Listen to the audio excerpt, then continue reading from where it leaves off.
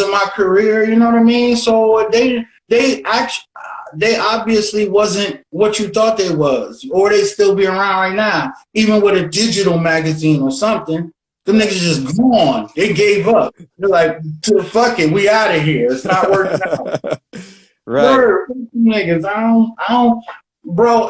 I'm a hip hop fan. I feel like there's only like 500,000 true hip hop fans in this world, and those are the people that you get in a car and they playing the new music and they singing the words and you like it. You like, yo, who is that? And then like all the 4 people in their car go buy it, and now they playing it for 4 people in their car. But it's only like 500,000 of people doing that. You know what I mean? People ain't just going out there and seeking music on their own. Like I'm one of the 500,000. I'm a true hip hop fan. So if I didn't like my own music, like I've done songs that I don't agree with, and you will never hear them because I erase them or some shit like that. Because I'm a fan of my own shit too. You know what I mean? I'm a fan of every music I hear. I like all genres of music, rock and roll, R&B, oldies. I like all of that, and I feel like to be a good artist, you have to like or at least listen to every kind of music. You know what I mean? At least for like punchlines and you know being relevant to what's going on today. You know what I mean? Right. So that's how I feel about that.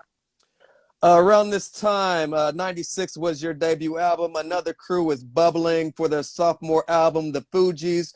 What was your relationship like with the Fugees before the score? Oh, it was wonderful. I had heard through the hood that Wyclef, you know, liked my music, so he wanted to meet me. So my manager took me over there. So it was me and Pace over there, and it was Wyclef. You know what I mean? He was by himself. Lauren and him wasn't there. So when we got there, Wyclef was playing the guitar, and he was like, yo, I want to check y'all out. So we started rapping, and he started rapping. And like, we was just going all night. And then Wyclef called me the next day, like, yo, I want to fuck with you. You know what I mean? So then they started recording the score, you know what I mean? So they called me over there to do that. And they wanted me on Cowboys, just me. And I was like, nah, put Patient Digger on there too. So they put Patient Digger on Cowboys. But I was in the studio with them all the time. And then like Lauren called me one time and said she going to the studio. So I met her at the Book of Basement. So we just chilling, talking. So she put this beat on. It was the beat to Killing Me Softly. So she did her thing, and she was like, "D, you wanna you know, ad lib this?" So I got in the booth and I ad lib, you know, the Killing Me Softly song. So now it was done. It was just me and Lauren on Killing Me Softly. So then I guess the label liked the song so much that they wanted to just use the Fugees on the song. So they took me off and put Wyclef on, and Wyclef did the same exact thing I did. 1 time, 2 times, you will take me to the bridge. He did the exact same shit I did. I'm like, bro, you know what I mean? But I couldn't be mad because that's them and that's their group, you know what I mean? But he totally straight me. You know what I mean? 1 time, he started saying that all the time, and that's what I used to say all the time. You know what I mean? So I had a bad experience that when I hook up with MCs, they scrape me for certain things, like certain words, certain way I do shit. That like, and then I hear they new shit, and I was like, yo, you scrape me, bro. You know what I mean? You just write it off my plate. Right. While I'm playing, you scraping the food off my plate. Stop. Can you take us back to that recording session of Cowboys? Yeah, you know, when we got there, me, Pace and Digger got there, they threw on a beat, and you know, motherfucking Clef did his thing, everybody did their thing, and I was helping Proswell write his rhymes because he was just sounding real crazy. And then you know what I mean? I was just like, fuck it, I'm gonna do the rhyme with Proswell, and that's how that worked out. It was pretty fun. We did the video, it was fun as hell, you know what I mean? The Fugees looked out for me a lot. I met Eminem, I met M Bizarre, and then when I was on tour with the Fugees, like M was just like a fat white boy. I'm on tour with the Fugees, just dogging shit. And then after one of the shows in Detroit, M and Bizarre came up to me. They, you know, and it was like, yo, you fresh as hell. You know, we want to hook up with you. Here's our tape. So they had like a little Walkman shit. I'm listening to their shit. I'm like, all right, y'all, all right. When I get off tour, I'm going to fuck with y'all. So when I got off tour, I flew M and Bizarre out to Newark, New Jersey. We just started recording, you know what I mean? you know, and I hooked him up with Paul Rosenberg, you know what I mean? And then it was just he got Emma meeting with Dr. Dre, and it was on from there. But I helped Paul Rosenberg a lot. I was trying to get them a lawyer and all of that shit. You know what I mean? When they got the deal was on, we was on tour wars. We just had mad fun. Like M was my true friend. Like we still cool, but you know what I mean? I just felt some type of way when they put out the Slaughterhouse shit and didn't invite me to be in a group. So like I was like, bro, how you gonna just pick niggas to be in a group and don't pick me? You know what I mean? He was like, they came to me already with this group. You know what I mean? So it was really not my decision. You know what I mean? But I was kind of like moved about that, and I just voiced my opinion on a Dear Shady song. You know what I mean? Gotcha. So because I did a lot for him in the beginning. Like he would be battling motherfuckers in New York, and they would be trying to like get mad because he dogging them, and I try to fight him, and I step in and fight for the nigga. Like he ain't no fighter, bro. He a rhymer. You know what I mean? I'm from the hood, like nigga, no. And like he used to call me like Z when I do shows in New Jersey, New York, and Philly. I need you to come there and be with me on stage and rap too, because they be booing me. So you know what I mean? I did a lot to help his career jump off. You know what I mean? And my only thing was like people always say, "Oh, M did all of this for you. M did all of this for you." No, I did all of this shit for M, and I feel like, nigga, you this big rap guy, like give me a lane to put out music. Don't just throw me a bone. Z, I remember all that. Fuck all of that shit. I don't need you to do that, nigga. Give me a lane. Like, nigga, it goes down with me. Give me a lane to put this shit out. You know, I ain't mad at what he gave Royce da 5'9", but I feel like Royce da 5'9" will not move as many records as I move. I don't even feel like he feels like I feel. You know what I mean? About hip hop. You know what I mean? I feel like how you gonna sign 50 and 50 do 600,000 copies the first week? He signed Royce da 5'9", he does 16,000 copies in the first week. Like, right. How you gonna do 16,000 copies with a big machine like Shady Records behind you? You know what I mean? Right. If we can kind of go back in time, definitely hold that thought. How did life change for you after the Fugees album did what it did? And did the bidding wars start coming in for you? Yeah, after I did the joint with the Fugees, it really started jumping. Like Tommy Boy, I had a contract from Tommy Boy. I was about to sign that. But we was me, Pace, a bunch of us outsiders, we went to a Cypress Hill show. You know, Cypress Hill was signed to Rough House too with the Fugees. So, you know, we met Clef and them over there. So we at the Cypress Hill show. So when we was leaving, we seen Chris Schwartz walking to the train. We asked him, you know, if he wanted to ride. He jumped in. We played some music for him. He was like, call me tomorrow and give y'all a deal. We called him tomorrow. He gave all three of us a deal. Me, the outsiders, and Pace One. He gave us like a meal. And I wasn't gonna take it. I was just gonna take the deal with Pace and the outsiders and just be like executive producer on that and still have my deal on Tommy Boy, as for not to put all my eggs in one basket. But he convinced me to sign a Rough House, that he would do anything he can to make me a successful artist. And you know what I mean? That's why I signed to Rough House. But yeah, the deals was coming after the Fugees record. I was on tour with them all the time. I stayed on tour with the Fugees. You know what I mean? Right. When you were recording that with the Fugees and just that magical time, did you know that album was going to do what it did? No, I knew it was going to be a good album because, you know, Lauren stepped up her, you know, singing like, you know, you might not realize this, but the first singing song Lauren ever did was with me. It's called Stay Gold. You know what I mean? Because we was on a tour bus one time and they had two tour buses. One had a studio on it. So Clef and Proswell used to be on the studio on a bus in the back doing music all the time, like beats and shit like that. And so me and Lauren would just be on the tour bus by ourselves all the time, watching movies, listening to music. And then like sometimes she would start singing and I'd be rapping and shit. And I was like, we should do a song. So when we got off tour, we got in the studio and we did a song. And that's the first song she ever sung anything on. And then she came out with that If I Ruled the World with Nas. Right. But before that, me and her used to make music, used to make plans to make more music and shit like that. So yeah, you know what I mean? She's my girl. So Word. what was the relationship like with the Fugees after that album took off? Are you still cool to this day, or did you Yeah, slowly? of course. Of course. Even after that, you know, Proswell used to come to my house. You know, I used to go to Clef's studio all the time. Clef got the little studio and he had the little studio in Orange. I used to go over there all the time. He used to make beats for me. He was actually trying to sign me at one time when he had cannabis too.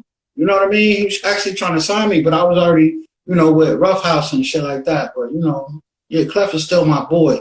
All of them still my people, Lauren. Like I really don't burn bridges, especially when it's a dope ass MC. I admire that. You know, we need more of that in the world. You know what I mean? So many whack niggas slipping through the cracks and getting on that it just saturated the whole hip hop vibe for a long time. Like right now, shit is just, I don't know. Like I can't really listen to too much young shit. I don't want to hear all of that killing and all of that other shit. I just don't want to hear that. I don't take my mind somewhere else. You know what I mean? I live in the killing. You know what I mean? So take me somewhere else. That's why when I rhyme, I try to take you somewhere else. You're not gonna be, if you a killer, my music ain't gonna make you want to go out and kill somebody. It's gonna make you want to, nah, let's just chill, let's smoke some weed. You know what I mean? Right. But that's why I can't get with a lot of artists nowadays. You know what I mean? Right. But other than that, it is what it is. I ain't mad at nothing niggas do. Let them get their money or whatever. But just don't fuck up the culture, bro. This is our only culture that we really control. You know what I mean? We already let the people think the freshest rapper ever was motherfucking Eminem. You know what I mean? And don't get me wrong, he is dope as hell. But not to really, you know, talk bad about my bro, but like I gave him that style when he came to New Jersey. He wasn't rapping like that, and I like, bro, put more syllables in your shit. Talk about shit people wouldn't talk about, and make it come together. And you know what I mean? We start doing a bunch of songs, and I seen his style morphing. You know what I mean? And so I like kind of like breaded him into being a better MC. He was always talented, but I breaded him to be a better MC. I like to think everybody that I be doing music with, I inspire them to be better. You know what I mean? Right. Word. It's in here with me. I'm a true MC, if nothing else in this world. You know what I mean? If I don't know how to do nothing else in this world, I know how to rhyme. You know what I mean? Right. So, you know, and when I get in the studio, I be like a different person. I just flip into a whole nother person. Like, ain't no really laughing and joking. When the song is finished, it's cool. But when I'm doing this, I'm into what I'm doing and shit. You could talk to me, I won't even hear you. You know what I mean? Right. That's how I am. Working our way up to the year 2000, we're getting ready for the Nightlife EP. Can you take me back to getting the guys together? You got that deal with Rough House. What was getting everybody together and working with them like on that EP Nightlife?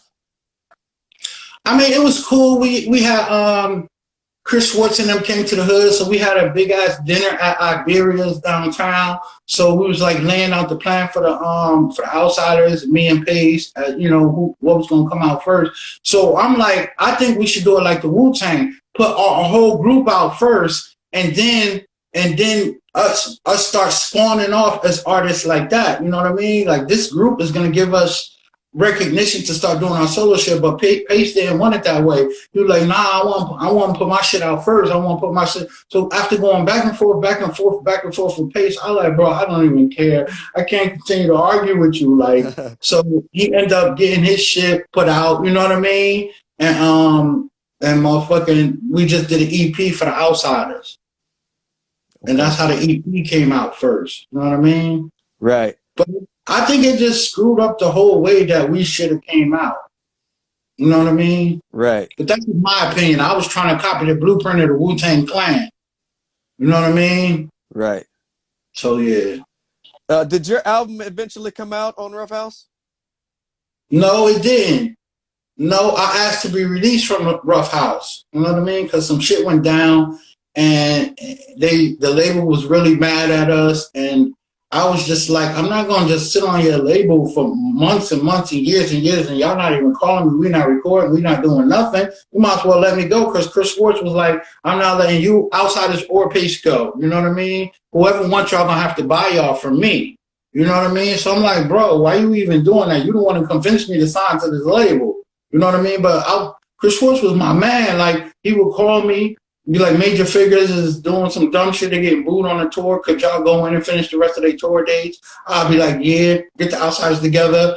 You know what I mean? Go on tour, finish off Major Figures tour and shit like that. Yeah, I used to do mad favors for Chris Schwartz. You know what I mean? He used to ask me to bring him weed and you know what I mean? Shit like that. Right. So, you know, I expected more from him. But it was our fault that the label stopped fucking with us. You know what I mean? So, you know, I can't even be mad at them. You know what I mean? You guys eventually did a second album with them as well. What do you think went wrong with that? With the Bricks? Yes. That's the one where we was on tour at the House of Blues tour. We had the album done. We was promoting it on the House of Blues tour. You know, all the House of Blues. So, you know, the outsiders was bringing mad girls up after the show and, you know, causing a whole lot of commotion and shit. So they told us we can't have no more girls backstage. I mean, you know, we can't do that. After the show was over, we just gotta go. So at the Chicago show, the show was over, so I'm upstairs chilling with DU, and then somebody came upstairs and was like, the outsiders was fighting downstairs. So I ran downstairs. They fighting with security because security won't let them bring the girls upstairs. Like, the niggas is like fighting, like really fighting and shit. So after I calmed everybody down, they kicked us off the tour. And the next tour after Chicago, the next show after Chicago was LA. And that's where all the major the label was really in LA. And they was all coming to see us perform, and the House of Blues would not let us in there. They have promoters in there, magazines coming for us and everything, and we couldn't go perform. And that's what made them really mad. You know what I mean? Right. So we fucked our own self on that, but, you know, you couldn't tell niggas nothing. So, you know, niggas learned their lesson now, because that, like, really fucked a lot of outsiders' career up. They did nothing else after that. You know what I mean? But that, to me, just goes to show how you feel about hip hop. If you let this setback make you stop trying to be who you dream about being when you sleep, then you never really wanted to do that anyway. You know what I mean? You wanted to hand it to you. So when I was finished, I went right back to work. Like, nigga, I gotta get back to work. You know what I mean? Motherfuckers start calling me to do features. I fuck with Jam Master Jay. I was about to sign with Jam Master Jay. You know what I mean? When he died and shit. That was my man. Me and Joe Sinister was about to sign with Master J, you know what I mean? Right. He used to get me. We used to go to the studio, record and shit, me and Joe Sinister. And he was actually about to sign me before he died. That's crazy. Did Rough House give you guys a easy release, or was it painful trying to get out of that deal? They never released the Outsiders. They put the album out like on some computer shit, like for downloads or whatever, you know what I mean, or get shipped to you. But they never released the Outsiders, period. They just released me because I was like, yo, I'm not staying on this label, bro. You're not gonna just be holding me back. You know what I mean? So yeah, they gave me the contracts, they released me.